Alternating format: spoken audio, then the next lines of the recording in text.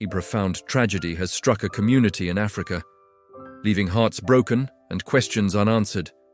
In a devastating incident, a mother and her young daughter were mistakenly shot and killed by police officers. This catastrophic event has sent shockwaves far beyond their local neighborhood, igniting a conversation about accountability, justice, and the sanctity of life. Today, we're going to delve into the heart of this story, not just to report on the tragedy, but to understand its wider implications and the urgent calls for change that have emerged from its ashes. The day began like any other for this family. The mother, a pillar of her community known for her kindness and warmth, was with her daughter, a bright, joyful child with a future full of promise. Their lives were interwoven with the daily rhythms of their town, friends, neighbors, and the simple joys of family life. No one could have predicted that in a matter of moments, their world would be irrevocably shattered. According to initial reports, police were responding to a high-stress situation in the area. Details are still emerging, but it appears that in a moment of terrible misjudgment, officers opened fire, and this innocent mother and child were caught in the crossfire. They died instantly at the scene. The aftermath was one of chaos and disbelief. Neighbors who heard the shots rushed out to a scene of unimaginable horror. The sense of collective shock quickly turned to grief and then to anger. How could this happen? How could the very people sworn to protect the community be responsible for such a devastating loss? These questions echoed through the streets as the community gathered, united in their sorrow and their demand for answers. The image of a family destroyed in an instant has become a powerful symbol of a system that many feel is broken.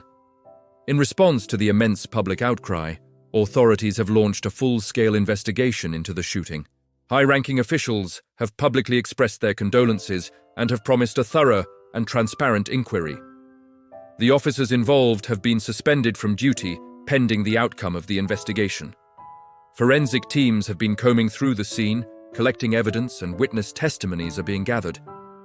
The key questions the investigation seeks to answer are: what led the officers to use lethal force? Were proper procedures followed? And was there any justification, however mistaken, for their actions? The community, however, remains skeptical. Past experiences have taught them that official promises of transparency don't always lead to genuine accountability. They fear that this investigation could become another bureaucratic exercise, with no real consequences for those responsible. This is why community leaders, activists, and ordinary citizens are mobilizing. They are organizing vigils to honor the memory of the mother and daughter, creating a space for collective mourning and healing.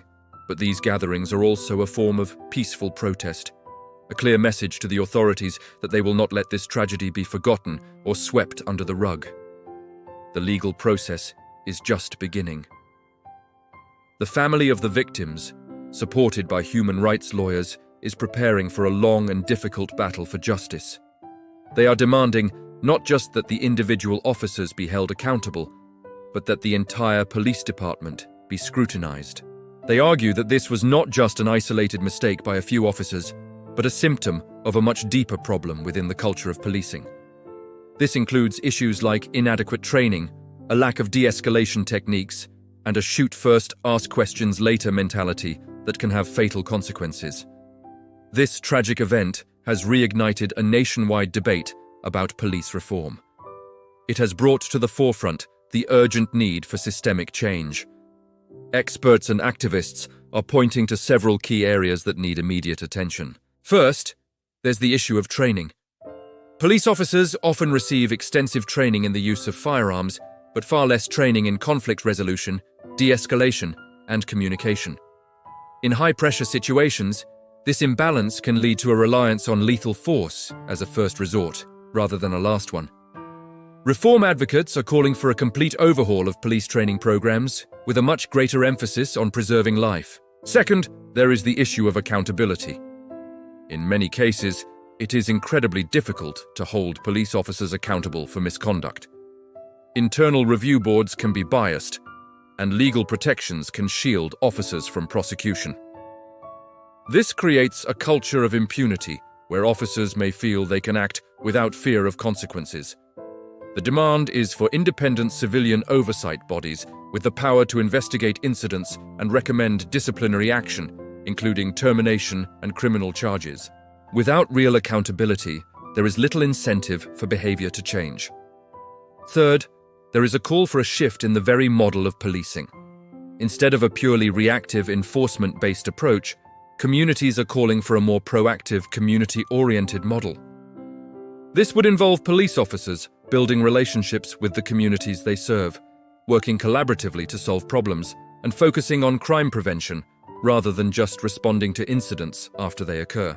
When police are seen as part of the community rather than an occupying force, trust is built, and the likelihood of tragic misunderstandings is reduced. This approach also emphasizes investing in community resources, like mental health services, youth programs, and job opportunities that address the root causes of crime. The impact of this tragedy on the community has been profound. Beyond the immediate grief, there is a deep sense of fear and mistrust. Parents are afraid to let their children play outside. People are wary of any interaction with the police. This erosion of trust is incredibly damaging to the social fabric. A community cannot thrive when its members live in fear of those who are supposed to protect them. The psychological toll on the residents, especially the children who have witnessed this violence, is immense. It's a collective trauma that will take a long time to heal. As the investigation continues and the calls for reform grow louder, the memory of the mother and daughter remains at the center of it all. Their names are being chanted at rallies, their faces are on posters, and their story is being shared across the country and around the world. They have become symbols of innocence lost and a powerful catalyst for change. Their family has been thrust into the role of advocates, channeling their unimaginable pain into a fight for a better future. A future where no other family has to endure what they are going through. It's important to remember that this is not an isolated incident. Similar stories of police violence and mistaken identity have occurred in countries all over the world. Each one is a tragedy that highlights a global need to re-examine the role and conduct of law enforcement. Each story adds to the growing chorus of voices demanding change.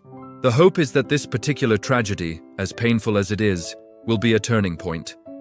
The hope is that the deaths of this mother and child will not be in vain, but will serve as the impetus for meaningful, lasting reform that will make communities safer for everyone. The road ahead is long, the fight for justice and reform will be challenging. But the spirit of the community is strong. They are determined to see this through, to honor the lives that were lost by creating a legacy of positive change. They are demanding a future where police protect and serve all members of the community with respect and humanity, and where a mother and her child can live without fear. Thank you for watching and for taking the time to understand this important story. The conversation about police reform is one that affects us all, and it's vital that we stay informed and engaged. If you found this video insightful, please like, share, and subscribe to our channel for more in-depth stories from around the world. Your support helps us continue to bring these critical issues to light. Stay safe, and we'll see you in the next video.